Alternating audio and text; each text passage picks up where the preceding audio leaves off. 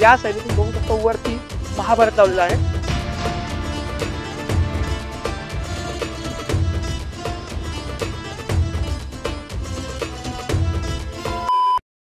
मित्रांनो, आपण आता पूर्ण मंदिर बघितलंय। आता आपल्याला मंदिरात हे जे मंदिर आहे ते महादेवाला समर्पित आहे आणि आपण आता वरती जाणार आहोत। वरती महादेवाची भली मोठी पिंड आहे, आपण ती बघणार आहोत। वरती जाण्याचा मार्ग हा या ठिकाणून आहे, या साईडला इथून जाण्याचा मार्ग आहे आणि त्या साईडला तिकडून खाली येण्याचा मार्ग आहे। तर आपण आता वरती जाऊ, चला।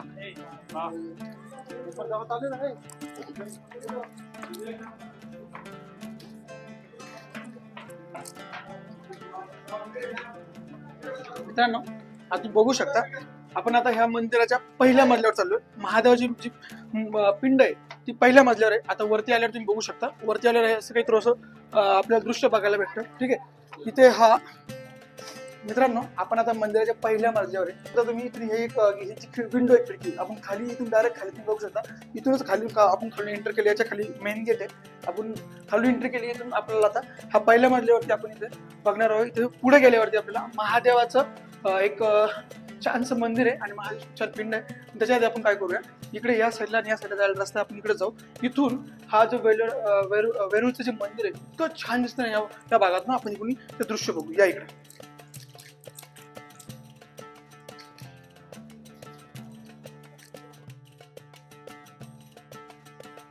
मित्रांनो, आता आपण पूर्ण मंदिर बघितलंय आणि तुम्ही हे चित्र बघू शकता।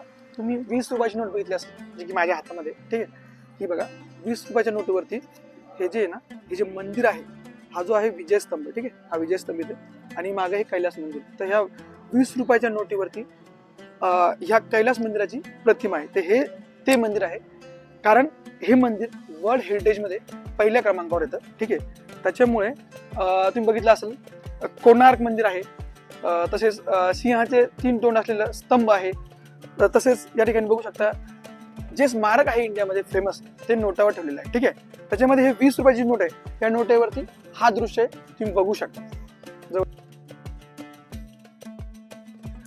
मित्रांनो, आपण आता पहिल्या मजल्यावर बघू शकता, हा इथे एक मस्त छान असा एक सभा मंडप आहे आणि या मंडपामध्ये नंदी महाराज विराजमान आहे। तर त्यांचे दर्शन घेऊ, नंतर नंदी महाराज दर्शन झाल्यानंतर आपण पुढे महादेवाचे दर्शन करणार आहे, चला।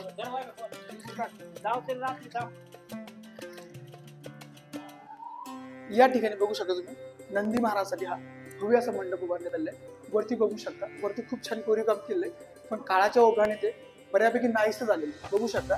आता आपण नंदी महाराज दर्शन घेऊ। तुम्ही बघू शकता, जेव्हा आक्रमकांनी या वेरूळ हल्ला केला होता त्यामध्ये त्या नंदी महाराजाची मुख जे आहे ते तोडण्यात आलेलं आहे। आता आपण इथून पुढे बघू शकता, आता हे आहे प्रॉपर वेरूळमधील महादेवाचं जे मंदिर आहे, ठीक आहे। ते आतमध्ये एक मोठं शिवलिंग, आपण ते दर्शनाला जाणार आहोत। आता वरती बघू शकता तुम्ही, कुठल्याही मंदिरात प्रवेश करताना हिंदू धर्मामध्ये मंदिराच्या वरती हा जो तुम्ही बघू शकता ते तुम्हाला दिसतंय कीर्तिमुख, त्याला कीर्तिमुख म्हणतात। कीर्तिमुख म्हणजे काय, मंदिरावर काय लावलं जातं त्याच्यामागचं कारण असतं की कीर्तिमुख काय असतं, मंदिरामध्ये जाताना आपल्या अंगामध्ये जेवढी निगेटिव्ह एनर्जी असते, नकारात्मक ऊर्जा असते, हा कीर्तिमुख पूर्ण तो त्या नकारात्मक ऊर्जा बाहेरच रोखून ठेवतो। आपण सकारात्मक मनाने मंदिरामध्ये जातो, म्हणून प्रत्येक मंदिराच्या मंदिराच्या महाद्वारावर तुम्हाला कीर्तिमुख बघायला भेटेल। आतमध्ये जाऊ,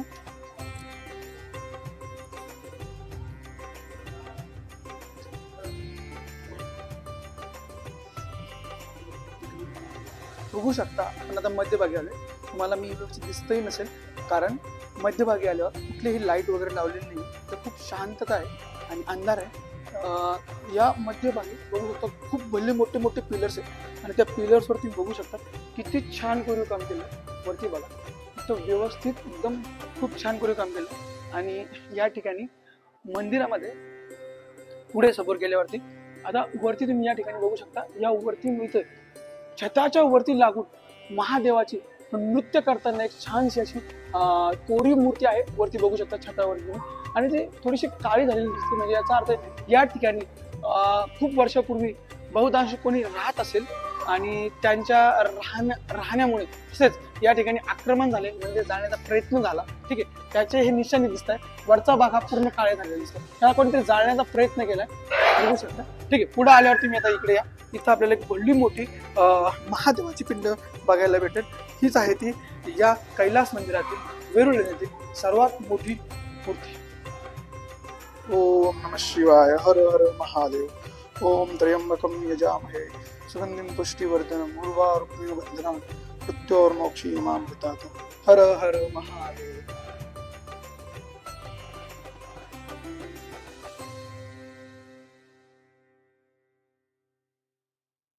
मित्रांनो, आपण जेव्हा महादेवाच्या पिंडीत दर्शन घेतलं, आता आपण दर्शन घेतल्यानंतर लगेच बरेच लोक दर्शन घेतल्यानंतर लगेच बाहेर पडतात. बाहेर न पडता तुम्हाला एक हिडन जागा तुम्ही सहसा या साईडला कोणाचं लक्ष जात नाही, या साईडला मागच्या साईडला.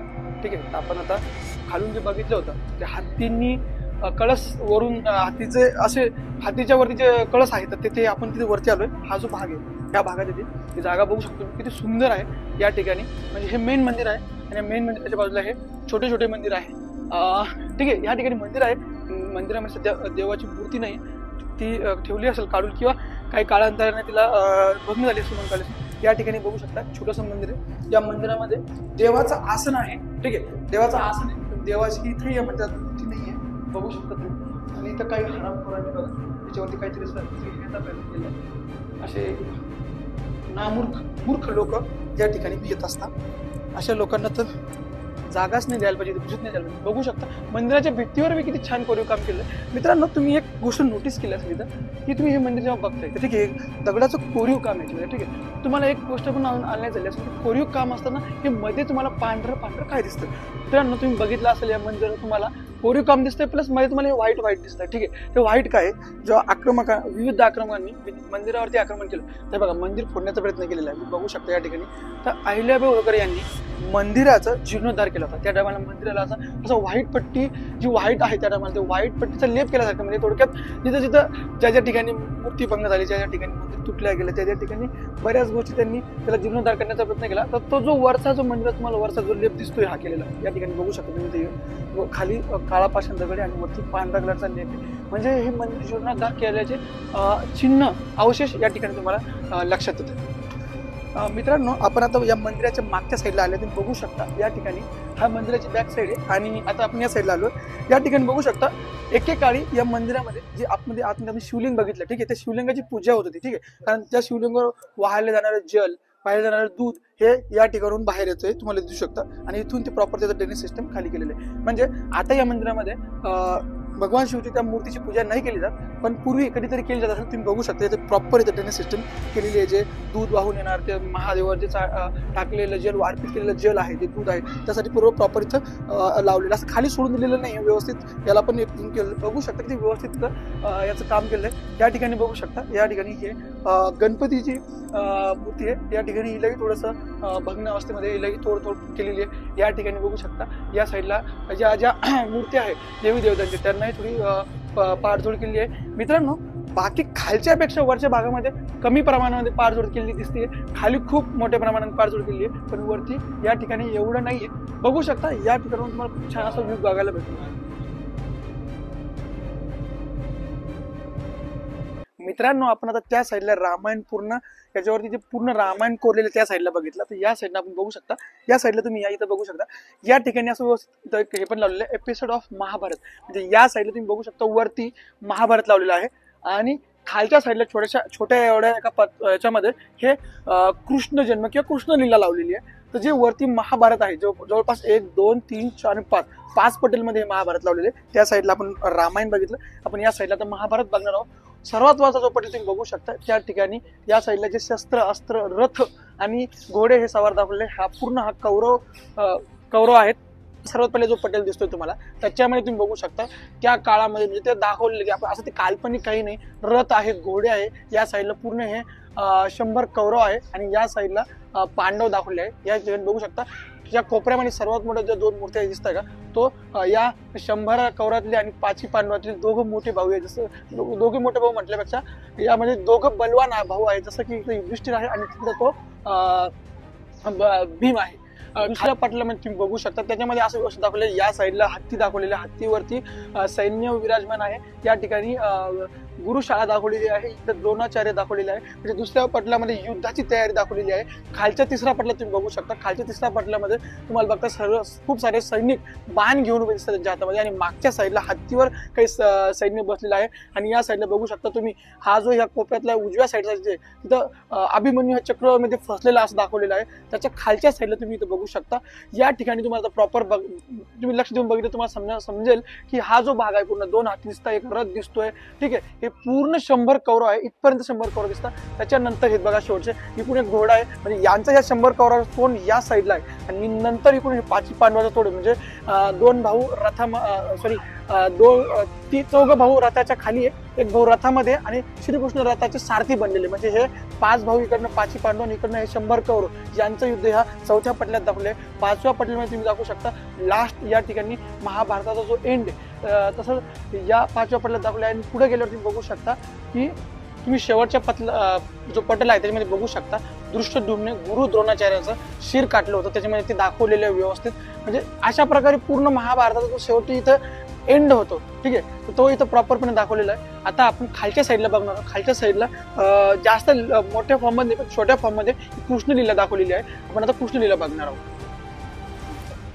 मित्रांनो, आपण आता रामायण बघितलं, महाभारतचं पण स्ट्रक्चर बघितलं गेलं, आपण कृष्ण जन्मलीला इथं बघणार आहोत. खूप छान प्रकारे इथं कोरीवकाम केलेलं आहे. आणि हा जो महाभारत किंवा रामायण कृष्ण भगवान होते या सर्व गोष्टींचा ठोस पुरावा म्हणजे इथं दाखवलेला आहे. म्हणजे जवळपास 9व्या ते 10व्या तेव्हा हे करून ठेवले. बघू शकता या ठिकाणी तुम्ही बघू शकता कृष्णाचा जन्म हा जेलमध्ये झाला होता, ठीक आहे. तर त्या कारागृहातनं कृष्ण भगवानला वासुदेव हे घेऊन देवकीला जन्म दिला, आणि ते घेऊन माता यशोदांच्या घरी घेऊन गेले. त्याच्यानंतर कृष्णाचं इथे या ठिकाणी या भागामध्ये दाखवलेले बालपण दाखवले. कृष्ण इथं माखन चोरताना दाखवतोय, इथं गाय सोबत खेळताना दाखवते, त्यांचे सवंगडी आहे, आणि वरती बघू शकता रानामध्ये किंवा ते जंगलामध्ये ते आहे, इथे झाडाचे चित्र दिलेलं आहे. हे कृष्णाचं बालपण या पटलामध्ये दाखवले. वरती बघू शकता कृष्णाला लहानपणी बरेच राक्षस कंस मामाने बरेच राक्षस कृष्णाला मारण्यासाठी पाठले होते, पण कुठल्याही वरच्या ह्या चित्रामध्ये तुम्ही बघू शकता की एक पक्षी कृष्णाला पाळण्यातनं उचलून घेऊन जातोय. तर या ठिकाणी कृष्णाची पूर्ण बालपणी लीला दाखवली आहे. आणि या भागामध्ये कृष्णाचं कंस मामासोबत त्यांनी लास्ट युद्ध लढलंय ते त्यात या भागात दाखवले. म्हणजे अशा प्रकारे या ठिकाणी कृष्ण जन्मलीला ही पूर्णपणे दाखवली, महाभारत ही पूर्णपणे दाखवलेलं आहे, रामायण ही पूर्णपणे दाखवलेलं आहे. तुम्ही बघू शकता या मंदिरात आल्यावरती तुम्हाला इतकं प्राऊड फील होईल ना, कारण या ठिकाणी एवढ्या व्यवस्थित कोरीव काम तुम्हाला बघायला भेटेल. तसंच रामायण महाभारत यांचं पूर्वही बघायला भेटेल. आता तुम्ही बघू शकता या साईडला आपण आता आलो, या ठिकाणी त्या काळामध्ये फक्त एक स्ट्रक्चर बनवलं तर सिस्टमॅटिक स्ट्रक्चर बनवलं होतं. वरून जेव्हा तुम्ही बघू शकता तर ह्या डोंगराचं साहजिकपणे हा उतरता भाग आहे, तुम्ही खालून पावसाळ्यामध्ये असं खूप पाणी येतं आणि या ठिकाणी साचतं, ठीक आहे ना. या ठिकाणी पाणी साचणार हे भरणं, पण त्यासाठी त्या काळात लोकांनी सुद्धा आयडिया काढली होती. तुम्ही बघू शकता या ठिकाणी असे ड्रेनेज पाईप लाईन केलेली, जी की याचं पाणी डायरेक्ट बाहेर जाऊन ते ड्रेन होतं. कारण या ठिकाणी बघू शकता त्या काळातील जी टेक्निक आहे तेव्हाच्या टेक्निकच्या नुसार या ठिकाणी असे ड्रेनेज केले. म्हणजे ज्या टायमाला पावसाळ्यामध्ये वरून पाणी इथं येतं ना, ते पाणी ऑटोमॅटिक इथून खाली ड्रेन इथे बघू शकता खाली होल दाखवले, इथून हे पाणी याच्यातनं जाऊन ऑटोमॅटिक तुम्हाला बाहेर तुम्हाला समजणार नाही ते कशा प्रकारे बाहेर जाईल, ठीक आहे. बघू शकता एवढं छान मंदिर आणि इतकं छान इथं कोरीव काम केलेलं आहे. जी नाही ती टेक्निक म्हणजे आधुनिक काळामध्ये ज्या टेक्निक नाही त्या टेक्निक्सचा वापर तेव्हा केला होता. तुम्हाला इथं आल्यावर खरंच प्राऊड फील होईल. आता आपण काय करणार आहोत, या साईडला जाणार आहोत, इकडं पूर्ण या गॅलरीमध्ये जाणार आहे. या गॅलरीमध्ये तुम्हाला पूर्ण देवी देवता बघायला भेटणार, त्यांची मूर्ती बघायला भेटणार आहे. त्या साईडला मंदिर बघितलंय. आता आपण या मंदिराची जी साईड गॅलरी जी लावलेली त्या गॅलरीमध्ये देवी देवताची किती छान प्रकारे मूर्ती आहे आणि त्यांना किती छान प्रकारे कोरीव काम केले. त्या काळातील टेक्निक किती व्यवस्थित होती, जी सध्याही तुम्हाला ती टेक्निक बघायला भेटणार नाही.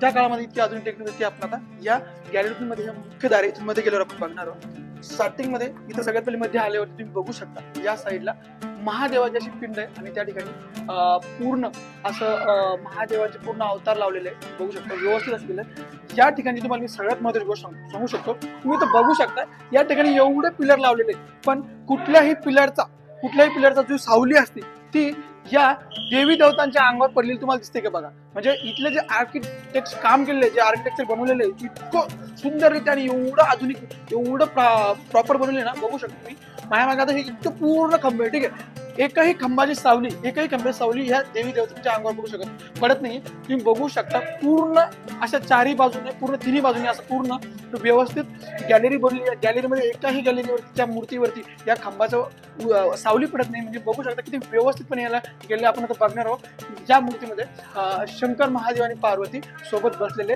आणि समोर या ठिकाणी सेम शंकर महादेव आणि पार्वती मध्ये शिवलिंग आहे.